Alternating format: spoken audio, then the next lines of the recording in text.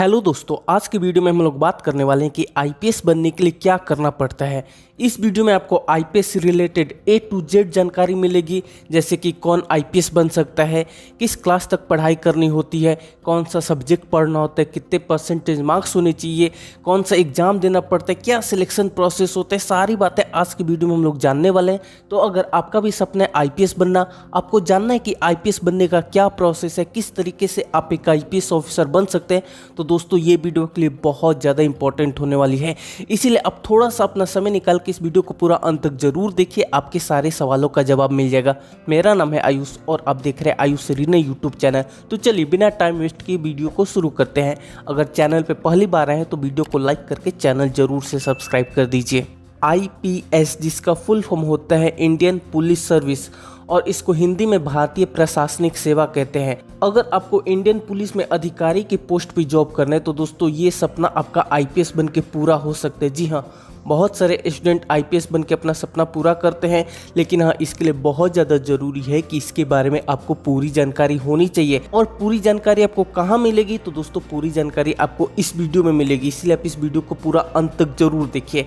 तो चलिए सबसे पहले हम लोग जान लेते हैं कि आईपीएस बनने के लिए क्या योग्यता होनी चाहिए, कौन आईपीएस बन सकता है। तो देखो गाइस, अगर आप एक आईपीएस बनना चाहते हैं तो सबसे पहली बात तो आपको अपनी ग्रेजुएशन कंप्लीट करनी पड़ेगी। जी हाँ, आपको अपनी स्नातक तक की पढ़ाई पूरी करनी पड़ेगी। और रही बात सब्जेक्ट की कि कौन सा सब्जेक्ट होना चाहिए, तो इसमें आपको किसी भी तरीके का कोई भी बाउंडेशन नहीं है। आप कोई भी सब्जेक्ट से पढ़ाई करके अपनी ग्रेजुएशन कंप्लीट कर लेते हैं तो दोस्तों आप एलिजिबल हो जाएंगे आईपीएस बनने के लिए। आप चाहे तो बीए कर लीजिए, बीकॉम कर लीजिए, बीटेक कर लीजिए, बीएससी कर लीजिए, बी फार्मा कर लीजिए, कोई भी कोर्स आप कर लीजिए। अगर आपकी ग्रेजुएशन कंप्लीट है तो दोस्तों आप एलिजिबल हैं। अब हम लोग बात कर लेते हैं कि कितने परसेंटेज मार्क्स होने चाहिए, जो कि बहुत ज़्यादा इंपॉर्टेंट है आपका जानना, और बहुत सारे स्टूडेंट के मन में ये डाउट होता है। तो आप बिल्कुल ध्यान से सुनना। देखो, जिस तरीके से सब्जेक्ट्स को लेके कोई भी बाउंडेशन नहीं है, उसी तरीके से मार्क्स को भी लेके कोई भी बाउंडेशन नहीं है। ऐसा नहीं है कि आपको आईपीएस बनना है तो आपको 10th में 80 परसेंटेज मार्क्स चाहिए, आपको 12th में 80 परसेंटेज मार्क्स चाहिए, ग्रेजुएशन में बहुत ज़्यादा मार्क्स चाहिए। ऐसा कुछ भी नहीं है। अगर आपके मार्क्स थोड़ी सी कम भी हैं तब भी आपको बिल्कुल भी निराश होने की ज़रूरत नहीं है। अगर आप सिर्फ पास भी हो, अगर आपके 40% भी मार्क्स है तब भी दोस्तों आपको बिल्कुल भी सैड होने की ज़रूरत नहीं है, क्योंकि इस तरीके का कोई भी रूल नहीं है कि आपको मिनिमम इतना परसेंटेज मार्क्स होना चाहिए। बस अगर आप पास हो तो आप एलिजिबल हो। अगर आपके मार्क्स अच्छे हैं तो बहुत अच्छी बात है, लेकिन अगर आपके मार्क्स कम भी आ गए तब भी आप बिल्कुल उसको लेके टेंशन में ना हो। मार्क्स को लेके बिल्कुल भी टेंशन ना ले, बस आपको अच्छी तरीके से तैयारी करनी है। तैयारी को भी लेके इस वीडियो मैंने आपको आगे बताया है। तो अब हम लोग जान लेते हैं एज लिमिट के बारे में कि एज लिमिट कितनी होती है। तो देखो गाइस, एज लिमिट काफ़ी ज़्यादा वेरी करती है, डिपेंड करते हैं कि आपकी कैटेगरी कौन सी है, आप कहाँ से बिलोंग करते हैं। अगर आप एक्स सर्विसमैन है तो उसमें भी आपकी एज लिमिट चेंज हो जाती है, लेकिन मैं आपको एक कॉमन बताता हूँ जो कि बहुत सारे स्टूडेंट को समझ में आ जाएगा। देखो, अगर आप जनरल कैटेगरी से हो तो जो आपकी एज लिमिट है 21 साल से लेकर 32 साल के बीच होनी चाहिए। अगर आप ओबीसी से बिलोंग करते हो तो आपको 3 साल की छूट मिलेगी, यानी कि मिनिमम 21 साल और मैक्सिमम 35 साल हो जाएगा। और अगर आप एससी और एसटी से बिलोंग करते तो आपको 5 साल की छूट मिलेगी, यानी कि मिनिमम आपका 21 साल और मैक्सिमम 37 साल हो जाएगा। मिनिमम सबके लिए सेम रहता है और जो मैक्सिमम एज होती है उसमें थोड़े बहुत चेंजेस होते रहते हैं। अब हम लोग जान लेते हैं कि आईपीएस बनने के लिए कौन सा एग्जाम देना पड़ेगा।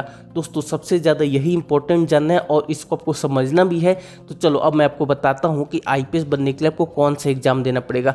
देखो गाइस, अगर आपको आईपीएस बनना है तो आपको यूपीएससी एग्जाम देना पड़ेगा। जी हाँ, यूपीएससी द्वारा सिविल सर्विसेज का एग्जाम कंडक्ट कराया जाए तो वो एग्जाम आपको देना पड़ेगा।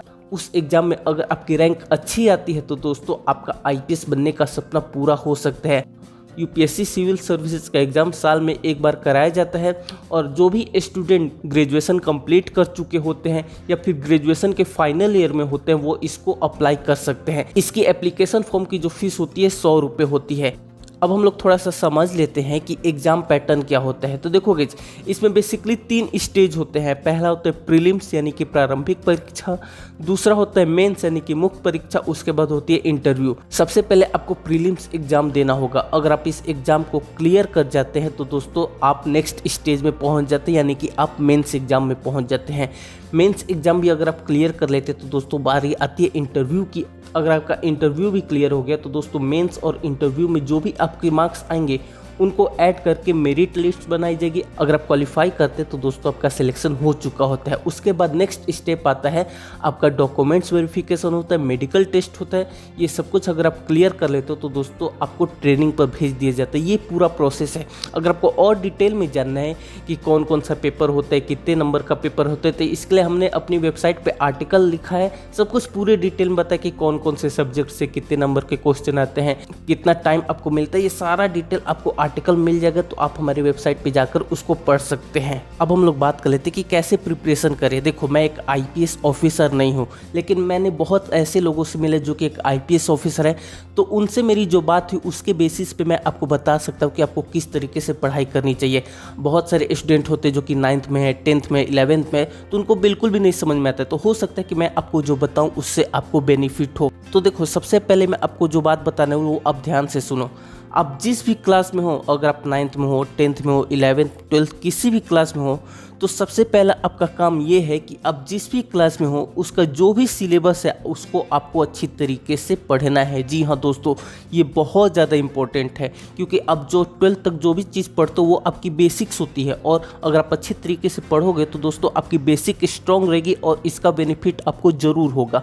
वहीं पे बहुत सारे स्टूडेंट क्या करते हैं कि अदर चीज़ें पढ़ते हैं और जो उनकी नोटबुक होती है, जो उनकी टेक्स्ट बुक होती है, उसे पढ़ते ही नहीं है। तो ऐसा आपको नहीं करना है। मोस्ट इंपॉर्टेंट यही है कि आप जिस भी क्लास में हो उसको अच्छी तरीके से पढ़ो, उसके सभी सब्जेक्ट को अच्छी तरीके से पढ़ोगे तो दोस्तों आपको सबसे पहली बात तो आपके मार्क्स भी अच्छे आएंगे और आपको इसका बहुत ज़्यादा बेनिफिट होगा।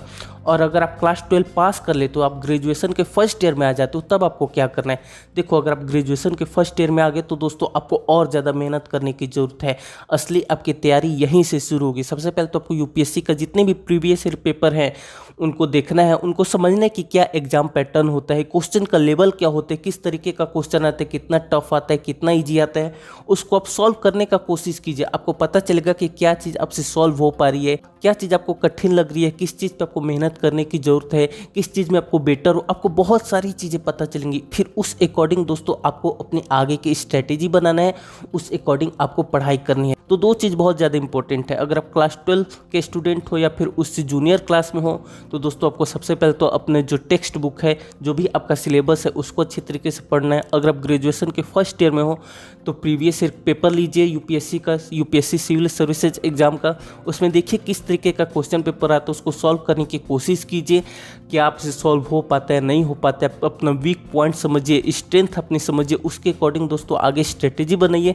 अगर आपको अच्छी तरीके से आपको लगता है कि हाँ आप सॉल्व कर लेते हो तो दोस्तों आप टाइम मैनेजमेंट भी ज़रूर कीजिए। ये भी बहुत ज़्यादा ज़रूरी है। टाइम मैनेजमेंट करना आपको बहुत ज़्यादा ज़रूरी है। तो ये कुछ बातें हैं जो कि आप अगर ध्यान में रखते हो तो आपको बहुत ज़्यादा फ़ायदा हो सकता है। तो आई होप दोस्तों अब आपको समझ में आ गया होगा कि आईपीएस बनने के लिए क्या करना पड़ता है, आईपीएस कैसे बने। फिर भी अगर आपके मन में कुछ सवाल है तो कमेंट करके ज़रूर बताइए, और आप कमेंट करके ये भी बताइए कि आप अभी किस क्लास में हैं। कमेंट करके इस बात को ज़रूर बताइए, और इस वीडियो को शेयर भी कीजिए। चैनल को अभी तक सब्सक्राइब नहीं किया तो चैनल को ज़रूर से सब्सक्राइब कर लीजिए। आप सभी ने इस वीडियो को देखा, आपका बहुत बहुत धन्यवाद।